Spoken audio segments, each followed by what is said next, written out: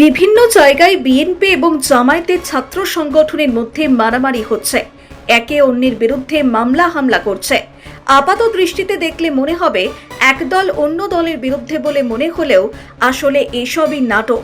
সরকারের ব্যর্থতাকে ভুলিয়ে দিতে এইসব করা হচ্ছে। সবাই জানে যেই বিএনপি সেই জামায়াত, তারা ততদিনে আলাদা আলাদা দল যতদিন আওয়ামী লীগ রাজনীতির বাইরে। যেই আওয়ামী লীগ ফিরবে তখনই জামায়াত বিএনপি এক হয়ে যাবে। শুধুমাত্র আওয়ামী লীগকে যে কোনোভাবে রাজনীতি থেকে সরিয়ে রাখতেই শুধু ছাত্র দল এবং ছাত্র শিবিরের মধ্যে এই মারামারি তা নয়। এই নাটক সাধারণ মানুষ যাতে ধরে না ফেলে তার জন্য সংসদেও সরকার এবং বিরোধীদের এই নাটক করছে। ইলিয়াসরা চাইছে ছাত্রদের এই বিবাদ এমন জায়গায় না চলে যায় যাতে পরে আর সামলানো না যায়। তাই তিনি বলছেন জামায়াত বিএনপি বাইরে বিবাদ আর গোপনে দুই দলই এক। এটি দুই দলের ছাত্র নেতাদের বুঝতে হবে। আর এই নাটক যে চলছে এবং চালাতে হবে তার কারণটিও জানিয়েছে ইলিয়াস হোসেন। এখন এই যে একটা চ্যালেঞ্জ যে আওয়ামী লীগকে যেভাবেই হোক 10-15 বছর অন্তত রাজনীতি থেকে দূরে রেখে তাদেরকে পঙ্গু করতে হবে, এটা দুইটা দল যদি মিলেমিশে না থাকে তাহলে সম্ভব না।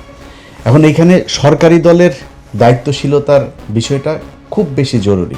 আমি প্রথমে শিবিরকে যেমন বললাম, ছাত্র দলকেও বলি, ভাই বাংলাদেশের ইতিহাসে কোনোদিন শুনেছেন আজকে জামাত ইসলাম যেই সহনশীলতা আপনাদেরকে দেখিয়েছে এই নির্বাচনে? আমার জামাত ইসলামের বাইরে আমি তো জামাত করি না, বাট আমি জামাতের বাইরে জামাতকে আমি পছন্দ করি, তাদের হয়ে আমি নির্বাচনে কাজ করেছি। জামাতের বাইরে যদি সবচেয়ে বেশি জানে সেটা মনে হয় আমি জানি। এখন জামাত ইসলামকে যদি নাকি আপনি মনে করেন যে নির্বাচনের রাত থেকে শুরু করে আজকে পর্যন্ত তাদের যেই কথাবার্তা, তারা যেই ধৈর্যের পরিচয় দিয়েছে, গত পরশু দিনের কথাই বলি, জামায়াতের আমির বাংলাদেশের ইতিহাসে প্রথম বিরোধী দলীয় নেতা একটা জাতীয় ক্রাইসিসে এরকম এই নির্বাচন থেকে এই পর্যন্ত বিএনপি যদি বিরোধী দলে যাইতো আমি গ্যারান্টি দিতে পারি আপনাদেরকে এর মধ্যে অন্তত 15 দিন হরতাল হয়ে যাইত, সরকার পতনের আন্দোলন ডাক চলে আসতো। বিরোধী দলীয় নেতা বলে যে এটা সরকারের তৈরি করা সংকট না, এই সংকট বৈশ্বিক সংকট। শফিকুর রহমান বলে নাই সংসদে দাঁড়ায় এই কথা? বাংলাদেশের ইতিহাসে কোনোদিন বিরোধী দলীয় নেতা সরকারকে এইভাবে সাপোর্ট দিয়েছে? কোনোদিন দিয়েছে? কখনোই হয়নি।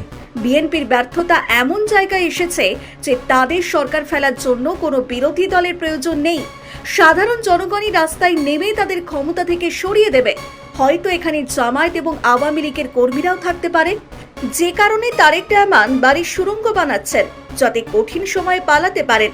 তবে জামায়াত অনেক অপমান অত্যাচার সহ্য করেও তারা চেষ্টা করছে এই সরকার যেন টিকে থাকে, যেখানে তারেক রহমান তাদের সর্বসমক্ষে অপমান করছেন।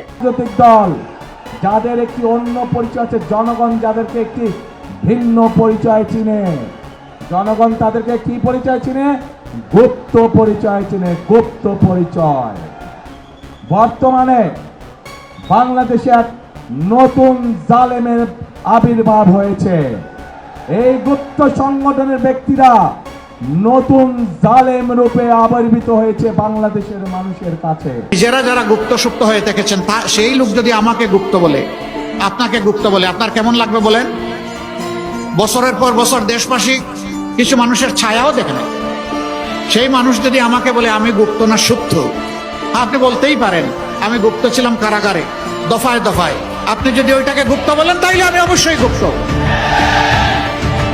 আমি এদেশের মানুষকে বিপদের মুখে ফেলে দিয়ে আমি পালিয়ে যাইনি, আমি ইচ্ছা করলে পালিয়ে যেতে পারতাম। অনেকের মনে হতেই পারে জামায়াত কেন এই অপমান সহ্য করেও সরকারকে সমর্থন করছে। বিরোধী হিসাবে বিএনপি থাকলে কি করত সবার জানা। দেশের এই ভয়ঙ্কর পরিস্থিতি যেখানে সরকার বলছে কোনো কিছুর অভাব নেই কিন্তু বাস্তবে কিছুই পাওয়া যাচ্ছে না, তাহলে কি সবকিছু চুরি যাচ্ছে? এখন সবাই বলছে বিএনপি আন্তর্জাতিক মানে চোর এবং চাঁদাবাজ, কিন্তু জামায়াতের আমির শফিকুর রহমান বলছেন দেশের এই সমস্যা বৈশ্বিক কারণে সৃষ্টি হয়েছে। আসলে হামের টিকা, জ্বালানির অভাবে কৃষকের মৃত্যু, বিদ্যুৎ, এই সব যুদ্ধের কারণে অপ্রতুল হয়নি, হয়েছে সরকারের সার্বিক ব্যর্থতায়। তবু বিরোধী দলের নেতা বলছেন আমরা সরকারকে আরো সময় দিতে চাই। আসলে জামায়াতের ভয় হলো বেশি বিএনপির বিরোধিতা করলে আওয়ামী লীগ না চলে আসে। আসল ঘটনা হলো আওয়ামী লীগকে আটকে রাখা। এটি আমি আপনি বলছি না, বলছে জামায়াতের ঘনিষ্ঠ ব্যক্তি ইলিয়াস হোসেন। কিন্তু যে দলের ভিত দেশের স্বাধীনতার সঙ্গে যুক্ত, তাদের কি রাজনীতি থেকে দূরে রাখা যাবে? আপনারা জানান আপনাদের মতামত।